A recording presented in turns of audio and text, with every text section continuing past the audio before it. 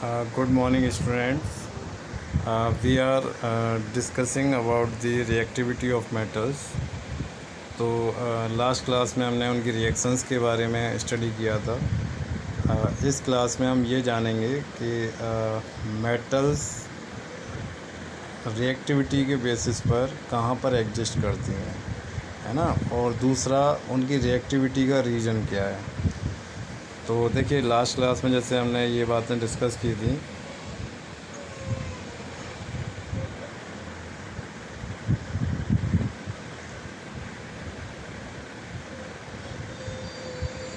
Potassium है, potassium burn vigorously to form oxide, है ना। पोटेशियम और सोडियम ये दोनों ऑक्सीजन के साथ काफ़ी तेज़ी के साथ रिएक्ट करते हैं, जबकि विद कोल्ड वाटर भी ये रिएक्ट कर जाते हैं। एयर में मतलब नॉर्मल एयर से रिएक्ट कर जाते हैं और विद वाटर रिएक्ट करते हैं। एसिड से भी काफ़ी वायलेंट रिएक्शन होती है और सॉल्ट फॉर्म करते हैं, है ना। तो ये पोटेशियम सोडियम की कंडीशन है। ये दोनों कहाँ पर हैं? टॉप पर हैं। उसके बाद calcium, magnesium, aluminium,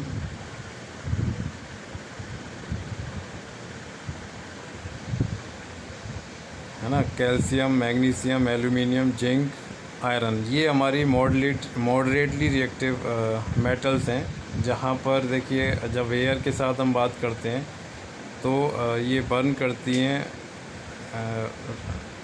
burn with decreasing vigour down the series, यानी उससे कम विगरसली ये रिएक्ट करती हैं।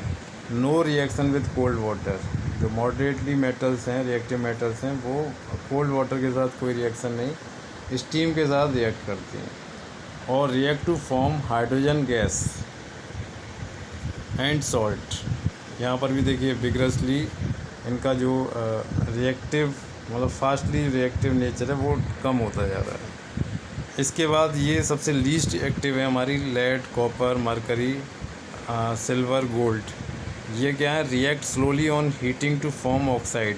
ये धीरे धीरे रिएक्ट करती हैं एयर के साथ, और मॉइस्चर वाटर के साथ कोई रिएक्ट नहीं करती। इस वजह से हम इनको क्या नोबल गैसेस भी कहते हैं, है ना। और इसका भी एसिड के साथ कोई रिएक्ट नहीं होता। हाँ, ऐसा एक आपने सुना होगा एक्वा रेजिया, है ना, एक्वा रेजिया। उसमें क्या होता है? हमारा HCl और HNO3, इन दोनों का हम मिक्सर लेते हैं, है ना, 1:3। जब इस रेशो में हम इसको मिलाते हैं तो एक ऐसा सॉल्यूशन बनता है ना, जो किसी के भी साथ रिएक्ट कर जाता है, वहाँ पर ये रिएक्ट कर जाएगा, ठीक है। अब देखिए, ये एक चार्ट दिया हुआ है। इस चार्ट में बहुत ही इम्पोर्टेंट इन्फॉर्मेशन दी हुई है। ये चार्ट आपका यहाँ से स्टार्ट होता है।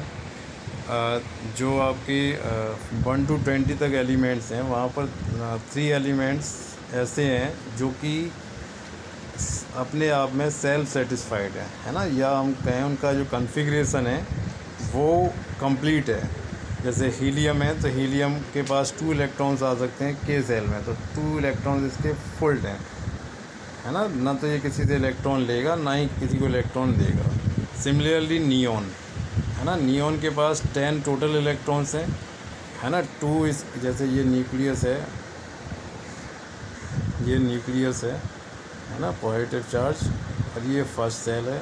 उसके बाद ये सेकंड सेल है। यहाँ पर 2 इलेक्ट्रॉन्स हैं, यहाँ पर 1 2 3 4 5 6 7 8 इलेक्ट्रॉन्स हैं, है ना। तो अब इसका ये पूरा ऑक्टेट कंप्लीट है। अब इस केस में ना तो ये किसी को इलेक्ट्रॉन देंगे, ना ही किसी से इलेक्ट्रॉन लेंगे, ठीक है।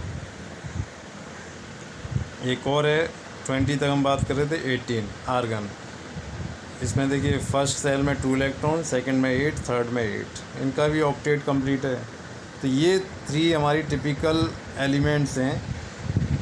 इनकी तरीके से कॉन्फ़िगरेशन सारे एलिमेंट्स करना चाहते हैं। यही रीज़न है कि सारे हमारे एलिमेंट्स हैं वो रिएक्ट करते हैं, ठीक है। अब कौन कितनी इजीली इलेक्ट्रॉन दे देता है, ये 2 बातों पर डिपेंड करता है। पहला तो इलेक्ट्रॉन्स का, और जो न्यूक्लियस है ना, कितने प्रोटॉन्स उसको अट्रैक्ट कर रहे हैं। सेकंड, कितनी जल्दी वो इलेक्ट्रॉन्स दे सकता है और अपना ऑक्टेट कंप्लीट कर सकता है ना। जैसे अगर कहीं बात होती है 1 इलेक्ट्रॉन देने की और कहीं होती है 2 इलेक्ट्रॉन देने की, तो 1 वाला इजीली 1 इलेक्ट्रॉन दे देगा, 2 वाला थोड़ा टाइम से देगा, है ना। तो हम देखते हैं कि सोडियम पोटेशियम वो ज़्यादा रिएक्टिव होते हैं, क्योंकि 1 इलेक्ट्रॉन देने के बाद उनके 8 इलेक्ट्रॉन्स हो जाते हैं। और जो मैग्नीशियम है वो थोड़ा लेस होता है, एल्यूमिनियम और लेस होता है, ठीक है। तो देखिए ये सारे इलेक्ट्रॉनिक कन्फिग्रेशन दिए हुए हैं। जैसे सोडियम यहाँ पर 1 इलेक्ट्रॉन है, अगर ये इस 1 इलेक्ट्रॉन को दे दे, है ना, तो 1 इलेक्ट्रॉन को देने के बाद ये क्या होगा, इसका 8 इलेक्ट्रॉन्स यहाँ बच जाएंगे। ऐसे मैग्नीशियम है, उधर भी 8 इलेक्ट्रॉन्स बच जाएंगे, एल्यूमिनियम है, उधर भी 8 बच जाएंगे, है ना। लेकिन यहाँ कितने इलेक्ट्रॉन्स देने पड़ेंगे, 3 इलेक्ट्रॉन्स, है ना। तो ये एक हमारा इलेक्ट्रॉनिक कन्फिग्रेशन चार्ट है, जिससे हमें पता चलता है कि कौन सा एलिमेंट कितना रिएक्टिव होगा और रिएक्टिव होगा भी या नहीं होगा, है ना। कन्फिग्रेशन देख करके भी हम प्रेडिक्ट कर सकते हैं। अगर 8 इलेक्ट्रॉन है तो वो रिएक्ट नहीं करेगा। अब देखिए यहाँ पर कुछ इम्पोर्टेंट पॉइंट्स हैं जो हम समझ लेते हैं। Metals that donate electrons gain positive charge, ठीक है। हमने बताया था मेटल्स कैसी होती हैं, इलेक्ट्रो पॉजिटिव नेचर की होती हैं। क्यों? क्योंकि वो इलेक्ट्रॉन दे देती हैं, और जो इलेक्ट्रॉन दे देता है ना, वो टेंशन फ्री रहता है, पॉजिटिव रहता है ना। और कोई किसी से अगर इलेक्ट्रॉन ले लेगा तो वो नेगेटिव हो जाएगा। क्योंकि आपको पता है कि कोई भी अगर आप कहीं से भी बैंक से अगर, है ना, लोन लेते हैं तो आप टेंशन में आ जाते हैं, नेगेटिविटी आपके अंदर आ जाती है ना। तो यहाँ पर एग्जांपल है, एल्यूमिनियम से हमने यहाँ 3 इलेक्ट्रॉन्स रिमूव किए, तो यहाँ पर 3 पॉजिटिव चार्ज आ जाएगा। सिमिलरली सोडियम से 1 इलेक्ट्रॉन हमने रिमूव किया तो वहाँ पर 1 पॉजिटिव चार्ज आ जाएगा। मैग्नीशियम से हमने 2 इलेक्ट्रॉन्स रिमूव किए तो वहाँ पर 2 पॉजिटिव चार्ज आ जाएगा, ठीक है। ऐसे ही यहाँ पर दिया हुआ है क्लोरीन के केस में, नॉन मेटल्स के केस में वो क्या करते हैं, इलेक्ट्रॉन्स को एक्सेप्ट करते हैं, है ना। इलेक्ट्रॉन को एक्सेप्ट जो करेगा, मैंने बताया नेगेटिव चार्ज आ जाएगा, है ना, नेगेटिविटी में चला जाएगा। तो ये क्या है, नेगेटिव। जितने इलेक्ट्रॉन ये लेगा उतना ही नेगेटिव। जैसे यहाँ 2 इलेक्ट्रॉन्स लिए तो यहाँ पर 2 नेगेटिव आ गया। अब देखिए इस सब को डिस्कस करते हुए, है ना, एक हमने सीरीज बनाई है, उसमें सारे फैक्टर्स हमने इंक्लूड किए हैं, है ना, कि कौन एयर के साथ फास्ट रिएक्ट करता है, वाटर के साथ रिएक्ट करता है, उसका इलेक्ट्रोपॉजिटिव चार्ज, है ना, न्यूक्लियस का चार्ज क्या है, कितने इलेक्ट्रॉन्स उसको देने हैं और कितनी आसानी से वो इलेक्ट्रॉन दे सकता है या कितनी आसानी से वो इलेक्ट्रॉन ले सकता है ना। लेने वाला केस आएगा नॉन मेटल्स के लिए, और इलेक्ट्रॉन्स को फास्टली विगरसली तेज़ी के साथ देने का केस आएगा मेटल्स का, ठीक है। तो उसके बेसिस पे हमने एक टेबल बनाई है, और that table is this is the table. हाँ देखिए यहाँ पर जो सबसे ज़्यादा रिएक्टिव हैं, है ना, जो वाटर एयर के साथ इजीली रिएक्ट करते हैं और आसानी से अपने इलेक्ट्रॉन्स दे देते हैं, उसमें फर्स्ट नंबर पर पोटेशियम, देन सोडियम। हालांकि यहाँ लिथियम भी एग्जिस्ट करता है पोटेशियम से पहले, लेकिन वो काफ़ी स्मॉल एलिमेंट है और उसकी इतनी केमिस्ट्री नहीं है आपके लेवल पे जितनी पोटेशियम और सोडियम की है ना।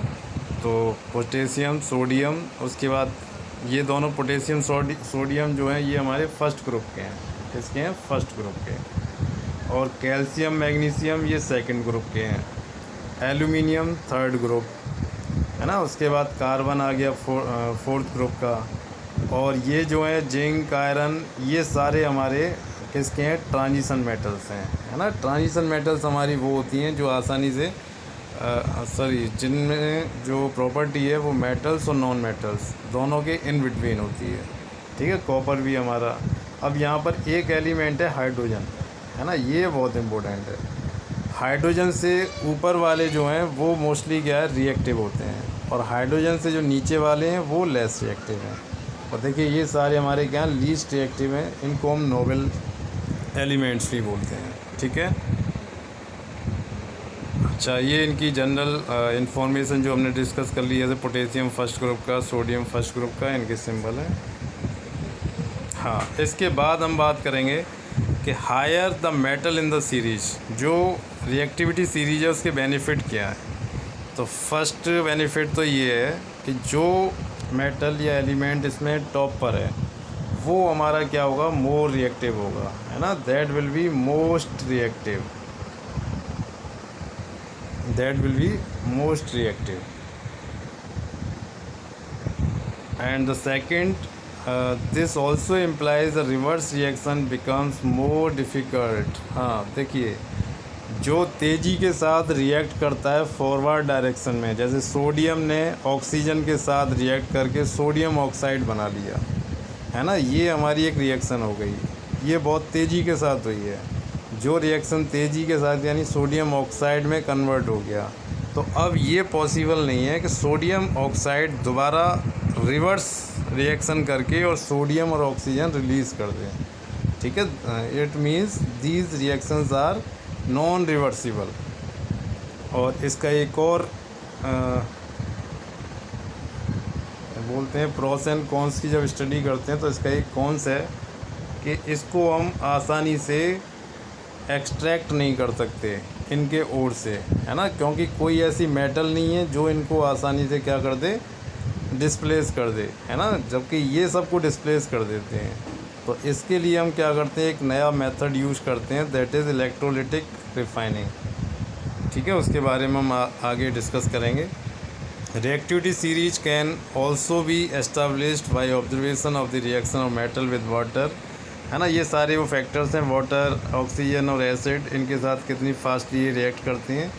देखिए ये जो है ये बेसिक हमारे फिजिकल करेक्टरिस्टिक हैं, लेकिन अगर हम इसकी केमिस्ट्री की बात करेंगे तो केमिस्ट्री जो है वो इसके इलेक्ट्रॉनिक कन्फिग्रेशन के बेसिस पर ही हम इसको एक्सप्लेन करेंगे, ठीक है।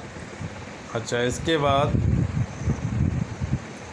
ये कुछ मेटल्स हैं, इनकी प्रॉपर्टीज़ दी हुई हैं जो हम ऑलरेडी डिस्कस कर चुके हैं, वहाँ पर हम जनरल डिस्कस की थी, जैसे विद ऑक्सीजन सारी मेटल्स हमने स्टडी की, फिर वाटर के साथ, फिर एसिड के साथ, यहाँ इंडिविजुअल दिया हुआ है। तो ये मैंने टेबल आपको दी हुई है, तो उसको आप, है ना, एक बार गो थ्रू करेंगे।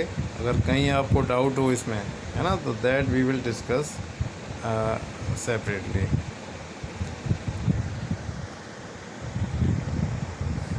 और ये गोल्ड, प्लेटिनम, सिल्वर, ये हमारी नोबल गैसेस होती हैं जो आसानी से रिएक्ट नहीं करती हैं, है ना। इसके लिए हम क्या करते हैं, एक सॉल्यूशन बनाते हैं HNO3 और H2SO4 का, है ना, जिसके साथ ये उसमें ये डिज़ोल्व हो जाते हैं, ठीक है। ये हमारा केमिकल प्रॉपर्टीज़ हो गया मेटल्स का।